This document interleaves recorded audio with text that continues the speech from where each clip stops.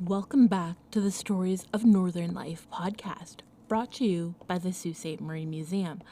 I'm your host, Nicole, and today I'm going to be talking to you about a well-known true crime story in the Sault. So, as you know, it is officially October, so that means it's Halloween season, my favorite time of the year. So this month I thought, why not bring you guys a series of true crime and scary stories to celebrate this wonderful holiday season. Now, before we begin, I just want to warn you that we will be discussing true crime. So we will be discussing subjects such as murder and executions and domestic violence. Listener discretion is advised.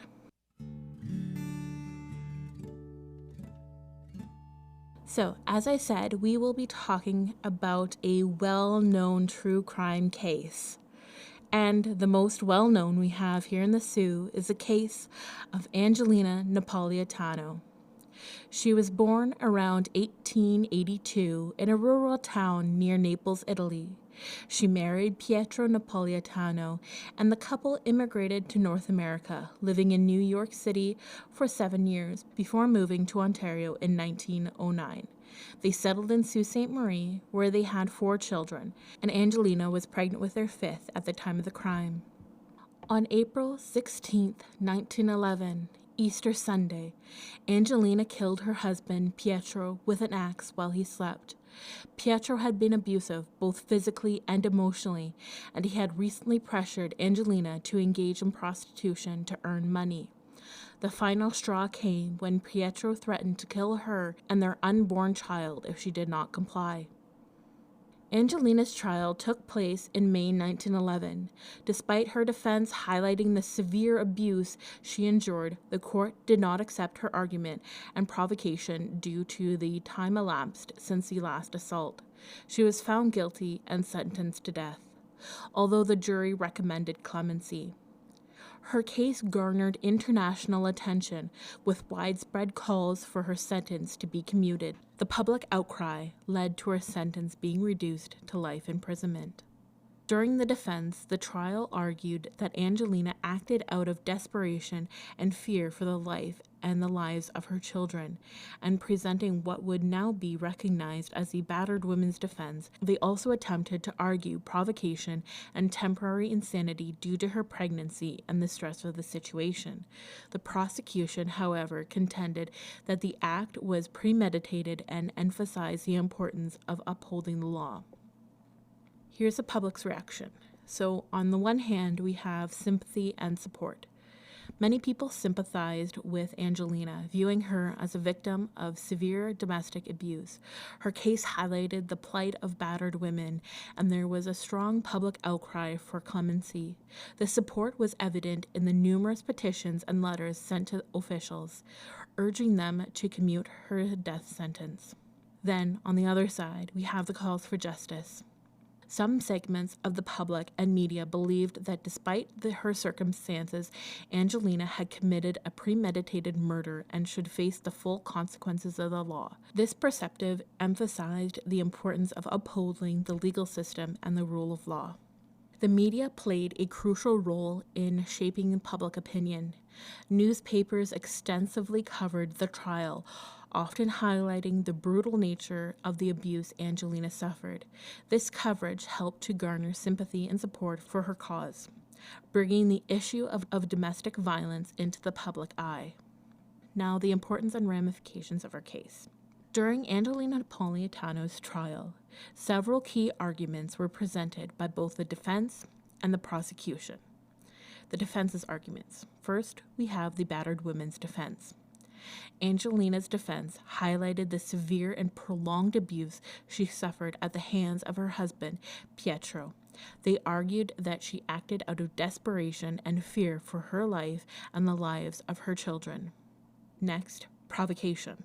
The defense attempted to argue that the abuse and threats from Pietro constituted provocation, which should mitigate her culpability. However, the court did not accept this argument due to the time elapsed between the last assault and the killing. And third, temporary insanity. Some supporters, including the area's MP Arthur Cyril Boyce, argued that Angelina's pregnancy and the stress of her situation might have caused temporary insanity, affecting her judgment at the time of the crime. Now, the prosecution's arguments. First, we have premeditation. The prosecution contended that Angelina's act was premeditated as she waited until Pietro was asleep to kill him with an axe. This, they argued, showed her intent and planning. Next, rule of law. The prosecution emphasized the importance of upholding the law, arguing that regardless of the abuse she suffered, Angelina had committed murder and should be held accountable. Now let's look at the outcomes of her trial. Despite the defense's arguments, Angelina was found guilty of murder. The jury recommended clemency, but the judge sentenced her to death. Public outcry and international attention eventually led to her sentence being commuted to life imprisonment. So the legal outcomes we have the precedent setting. Angelina's case was the first case in Canada to use what would later be recognized as the battered women's defense. Although her defense was not successful at the time, it set a precedent for future cases where domestic abuse could be considered a mitigating factor in crimes committed by victims of such abuse. We also had influence on legal reforms. The public outcry and international attention her case received highlighted the need for legal reforms to better protect victims of domestic violence. This case contributed to the evolving understanding and acceptance of the psychological impacts of prolonged abuse, influencing later legal standards and defenses. Next, we have the legislative changes. We have the Violence Against Women's Act, or the VAWA. In the United States, the Violence Against Women's Act first passed in 1994 and reauthorized multiple times, including in 2022, has been a significant legislative step in addressing domestic violence. While not directly resulting from Angelina's case, the increased awareness and advocacy for victims' rights that her case helped to foster contributed to the broader movement for such legislation. Next, we have domestic violence laws. Many countries, including Canada, have since strengthened their domestic violence laws, providing better protection for victims and recognizing the complexities of abusive relationships. These changes include more robust support systems, legal protections, and considerations for the psychological impact of abuse. We also have the social impact. We have awareness and advocacy. The trial brought significant attention to the issue of domestic violence, raising public awareness and sparking advocacy for the rights and protection of abused women. It underscored the importance of considering the context of abuse in legal proceedings. We also have clemency and sentencing. The commutation of Angelina's death sentence to life in prison after the public outcry demonstrated the power of public opinion in influencing legal decisions. It also highlighted the need for judicial systems to consider the broader social and psychological context of crimes committed by abuse victims. Angelina Napolitano's case remains a landmark in the history of legal defenses for battered women, paving the way for more nuanced and compassionate considerations in the justice system. Angelina served 11 years in prison before being paroled. She passed away in 1932, but her legacy lives on as a symbol of the fight against domestic violence and for justice for abused women. Her case remains a landmark in the history of legal defense for battered women, paving the way for more nuanced and compassionate considerations in the justice system. Angelina's case has been remembered and honored in various ways, reflecting its significant impact on legal and social issues related to domestic violence. We have historical recognition that includes historical articles and books. So numerous articles and books have been written about Angelina, detailing her life, the crime, and the trial. These works often highlight her case as a pivotal moment in the history of battered women's defense. We have museum exhibits, such as here at the Sault Ste. Marie Museum. We feature exhibits and even blog posts about Angelina, providing historical context and educating the public about her case and its implications. So be sure to go on our website and check out that blog post to learn a little bit more about Angelina. Next, we have media coverage. This includes documentaries and films. Her story has been the subject of documentaries and films that explore the themes of domestic abuse and the legal challenges faced by women in similar situations. One such movie is Looking for Angelina. This is a really popular movie here in the Sault, filmed here in the Sault, and if you'd like, you can get a copy at the public library. We also have newspaper and magazine articles. Over the years, various newspapers and magazines have revisited her case, especially on anniversaries or in discussions about the evolution of women's rights and legal defenses for domestic violence victims. We also have academic studies, so legal and social studies. Angelina's case is frequently cited in academic studies and legal textbooks as an early example of the battered woman defense. It serves as a case study in discussions about the intersection of law, gender, and social justice. We also have public memory, public discussions and panels. Her story is often included in public discussions, panels, and conferences focused on domestic violence, women's rights, and legal reforms. These events help to keep her memory alive and underscore the ongoing relevance of her case. Angelina Napolitano's legacy continues to influence discussions about domestic violence and the legal system's treatment of abuse victims, ensuring that her story remains a powerful reminder to the need for compassion and justice.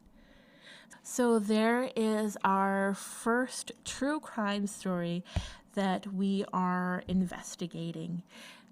Many of you have probably heard of Angelina's case, but did you know that it was so influential at the time Angelina was doing what she had to do to protect her family? And this case led to many changes in our legal system, not just here in Canada, but around the world as well. So even though these stories might be hard to look at, but they're also really important to look at as well because they often are the things that help to shape how we are today, how our legal system is set up today, how things are perceived socially today. So that's all for today. I hope that you enjoyed this episode and that you will stay tuned. So thanks for listening. Bye. Have you been to your local museum lately? Visit us at the Sault Ste. Marie Museum, located in downtown Sault Ste. Marie, the one with the big clock tower on the top. Our hours of operation are 10 a.m. to 4 p.m. Tuesday to Saturday. We have 3 floors of exhibits that we constantly work on updating. The whole family is welcome, as we have activity sheets and scavenger hunts with prizes for every kiddo, a discovery gallery full of hands-on learning, and more interactive elements scattered throughout the museum. And don't forget to come say hi and let us know you're a listener of the podcast. Hi, I'm J.L. Fazell, and I write and publish poetry inspired by nature and the art of being human. These are some of my words. The poem I'm about to read for you is from my 3rd book, North of Dreams, and it has remained one of my favorites since I've started writing. It's called Northern Warrior. The North has made me a warrior. The blood in my veins cannot be tamed. I can survive the dangers of these lands, for I have become master of the wild, and I have learned how to turn barren landscapes into home. I hope that this poem took you somewhere inside yourself that you needed to go. You can listen to my story here on the Stories of Northern Life podcast. Links are in the show notes.